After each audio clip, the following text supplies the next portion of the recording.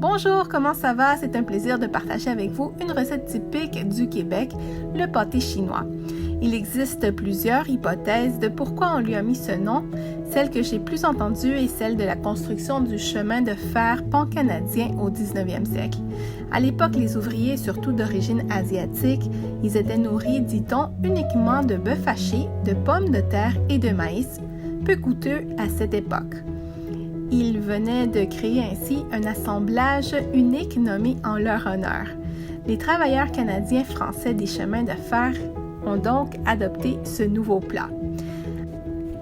Alors, pour cette recette, tu vas avoir besoin de 4 ou 5 pommes de terre moyennes, une tasse de maïs, sel à goût et 150 g, environ une tasse, de protéines végétales texturées si tu es végétarien ou de bœuf haché. En premier, on va faire bouillir les pommes de terre pour faire la purée.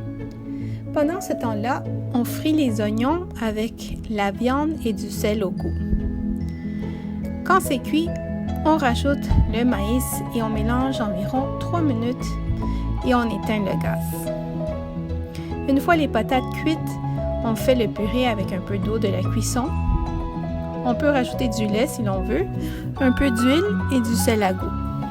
Une fois le purée prêt, on met un peu de purée de base dans un récipient et ensuite le mélange du maïs, viande et oignons. Ensuite, on met le restant du purée par-dessus. On peut mettre un peu de fromage ou paprika par-dessus. Moi, je mets du parmesan. C'est un substitut de végétarien du fromage parmesan, un mélange de levure alimentaire, graines de tournesol et citrouille et sel. C'est très bon. On le fait cuire environ 20 minutes et c'est prêt à servir. Et voilà la recette du pâté chinois. J'espère que vous allez la faire et pouvoir goûter un plat typique du Québec. Bon appétit, chers amis!